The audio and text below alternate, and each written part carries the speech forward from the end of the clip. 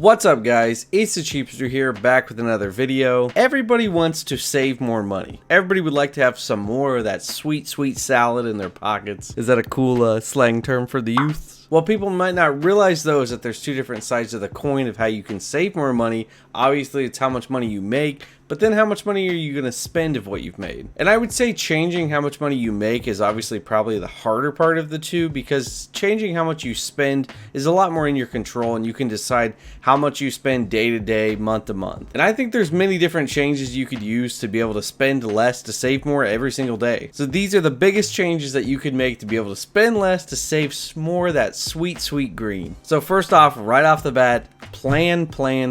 Now I know most people hate to hear it, but having a budget is going to be one of the biggest things you should do to be able to save more money, because you got to know how much money you're spending to be able to cut that back to be able to save more. You just really can't work to save more money unless you know that you're spending a certain amount and how much money you're making to how much money you're spending to know what the difference is to how much you're going to be saving. And I know budget is kind of a dirty word for some people. A lot of people really hate thinking about being on a budget, but I can assure you it can be a good thing. It can actually be a fun thing and a rewarding thing to see how much money you can save and to see how much money you can spend and actually enjoy. But I use an app called Good Budget, which is free. It's like a digital envelope system. If you haven't heard of the envelope system, it's where you actually put physical money into a physical envelope and you divide it up by entertainment, grocery, stuff like that. So Good Budget is more of the digital version of that, so you're not actually using cash, because who uses cash anymore? It's also a lot safer because you know I don't want to have thousands of dollars laying around in cash. So Good Budget is a good free app that I would recommend if you want to use that kind of system.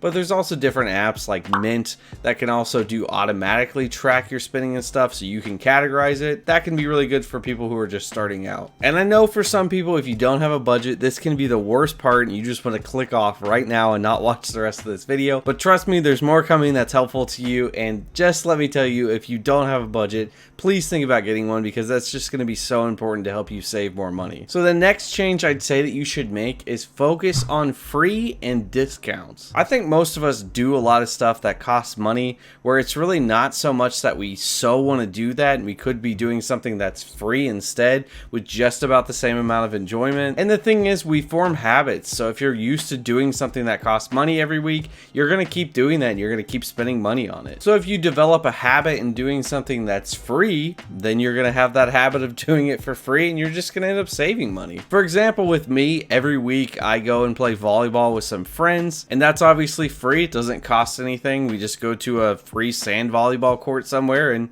play volleyball. But what we could have been doing with our friends is going out to eat every week or something like that. That would cost us more money, or going out for drinks or something like that. So having that habit of doing the thing that's actually free saves us money, because going out to eat every week and that would have cost us money that really adds up over time. That doesn't mean that you can't do those things ever, but it's good to form habits around the free stuff, or at least things that are lower cost. That'll be really beneficial to help you save more money. Also, looking for ways that you can get discounts or cash back and save money can be a really good thing to help you obviously save money. This can also be a great way to have fun. Sometimes it's really fun to do extreme couponing or looking for the best deals on stuff. I would say I even get a little bit crazy when it comes to discounts and stuff. Sometimes I'm searching around trying so hard that I can save the most pennies possible on something. But to me, finding a good deal can be really fun, and it obviously just helps me stretch my money as far as I can make it go. Now, I've spent way too much time in my life searching for discounts and free stuff like that,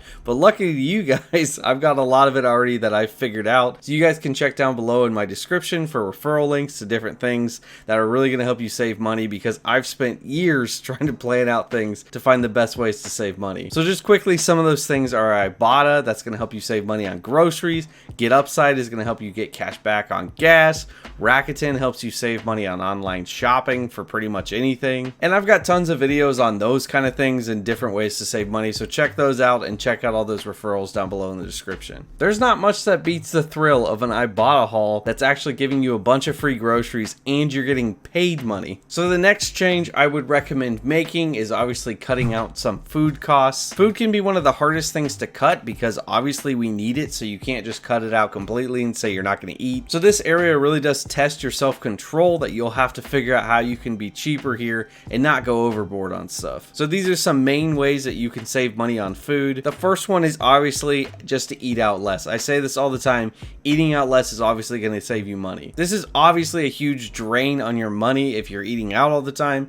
And most of the time when I see people's budgets, eating out is one of the biggest things on the list of stuff that they spend their money on that they could easily cut back on to save more money. Not only does eating out help you save more money, but usually eating out's not going to be as healthy, so it's going to cause you to gain weight, which will cause you to eat more, which will cause you to buy more, which causes you to spend more. So you can see it's just kind of a vicious cycle if you continue to eat out. And of course, I'm not saying to never eat out. Honestly, I love eating out. I think it's a really fun thing to go out and do. I think most people do. That's why they spend a lot of money on it, but just trying to cut that back and only do it so often, maybe once or twice a week would be good. You can also make changes with eating out. Instead of going to a place that's maybe $20 to go eat out at, maybe go to a place that's like $7. That way you could almost go to that $7 place 3 times instead of the one place that's $20. So the next area with food is to eat less. Now, of course, this isn't the case for everybody. Not everybody needs to eat less, but most of us, I'm pretty sure we got a few pounds to lose. Let's be honest, there's a lot of food, a lot of ads around us, and we probably eat more than we should. Yeah, I'm looking at myself. I definitely need to eat less. And eating less is always going to be a good way to spend less, because eating less costs less. This is especially good when you're going out to eat, because that's what costs more money. So eating less there can save you a lot more versus eating less when you're cooking at home, but both are going to save you money. So obviously with eating out less and eating less, you're going to be cooking at home more. So shopping at good stores that are going to be a good value are going to be huge for saving money. Eating at home can get just as expensive as eating out if you don't do it the right way. If you buy expensive food or you shop at an expensive store, things can actually get probably more expensive than eating out. Every area has different stores, so I can't directly tell you what stores you should check into, but some obviously good value stores around the country are some things like Aldi, Lidl, Ralph's, Kroger, and of course Walmart is always going to be a good one that's lower cost. And shopping off-brand items is huge here. That's going to save you a lot of money versus buying brand items. And the last thing I want to say about the food part is to focus on what you're eating. Obviously, a chicken and rice meal is going to cost a lot less than a steak and lobster meal. Making sure the meals you're making are a good price is obviously key to saving money on your meals. You can look up some plans online for budget meals and stuff like that. You'll get an idea pretty quickly for what types of foods are going to be cheaper than others. All right, so another category that you can make changes to be able to save more money is cutting out as many regular bills as you can. Subscriptions, utilities, memberships, stuff like that are always really good ways to cut out to be able to save more money. Netflix, Hulu, Disney Plus, HBO Max, Discovery Plus, these are just a few of the streaming services that you might have, and cutting these out can obviously save you a lot of money if you're paying for all these. There's also other ways that you could get creative with this, like binging on them one at a time. So maybe the new season of Stranger Things came out and you want to watch that on Netflix, so you subscribe to Netflix and use that while not having any of the other subscription services. And then when you get done with that, cancel that Netflix subscription and go to another one if you want to. As of right now, I'm pretty sure that's allowed with all of the streaming services. Another thing you can do is obviously share services with your family. My family has a ton of these streaming services right now, but we only pay for one each. Utilities are another thing that's going to be a big monthly cost that you can work to get down. There's things you can do to save money on these, like obviously using utilities less, like your water or electric, or you can do tricks like doing your laundry during off-peak electric hours if your city has that. You can also do stuff like getting LED bulbs or just making sure to turn lights off when you walk out of rooms. You could also get a roommate or a housemate that you could split utilities with. And maybe you don't need some of these utilities like internet. My wife and I actually didn't have internet for a few months because we would just use our phones to hotspot the TV. We streamed stuff on Netflix and you'd be surprised how well it actually worked. And that was helping us save about $60 a month. So just try to get creative here on ways that you can save money on utilities, memberships, and subscriptions, and cutting that kind of stuff out. So the next thing you can change is to get a good value, low cost car. I hate cars. For the most part, I say if you don't absolutely need a car, do not have one. Obviously, I understand in America, we don't have great transportation systems set up to not have a car, but cars are really tough because they just get expensive from the cost of the car itself, insurance, gas, and then maintenance. At least you can save on gas by downloading Get Upside down below in the description to get cash back on gas. But for the most part, I'd say try to just get an older, good value, reliable car that's got good miles per gallon, and it's not going to depreciate in value super quickly. You can also use different companies, like I've heard of Gabby, that will help compare insurance rates so you can make sure you're paying the best insurance rate for your car. All right, and the last change that you can make that is probably the most important is live as rent-free as possible. Rent is probably the largest expense you're going to have, so it's a really good way to work to get that down so you can save more money. If you're still young, there's no shame to still living at home. To be honest, I lived at home until I was married at 24. I still paid a little bit to my mom to be able to live there, but that was a better priced option than anything else, obviously. And that helped me a lot with being able to save more money to be able to pay off student loans that I had. Another thing you could do is look to live with a friend or a lot of friends. It's not only a good option to save money, but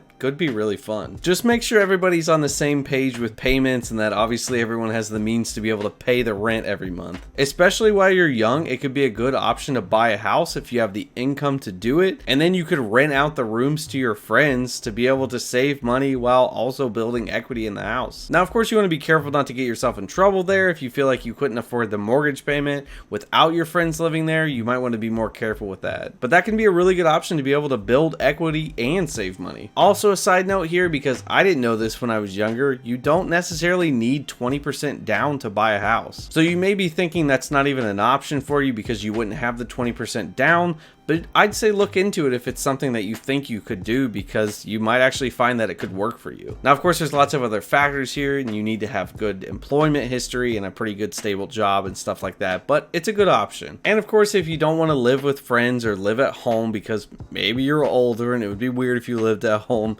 just search around on something like apartments.com to make sure you're finding the best value apartment around you. Also, always make sure to negotiate your rent if it goes up when it comes time to renew your lease. The last apartment I lived in, when it came time to renew our lease, they said it was going to be $100 increase, and I went and talked to the office, and after just one small conversation, the rate was now only going up $11. So even if they don't do anything for you, it's always worth it to go down and see if they can at least knock that rate down. So hopefully these ideas can help you guys save more money. There's a lot of different ways that you can use to save money, but these are some of the biggest things you'll probably have going on in your life that you can work to cut out things to save more money. I think even if you follow a few of these options, you'll be able to definitely save a good amount of money. Of course, though, remember, if you save more money in some of these areas, don't go spend more money in other areas, because then it just balances out to not saving extra money. But thank you guys so much for watching. Hopefully this video was helpful to help you guys save more money, to be able to have more money. If you guys like the video, remember to do the cheapest thing you can today. Tap that like button. Also remember to subscribe to the channel if you guys are interested in more content like this. And I will see you guys in the next video, and remember, stay cheap.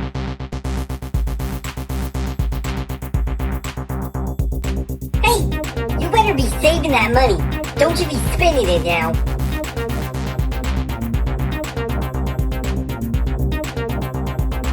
You're still here watching this?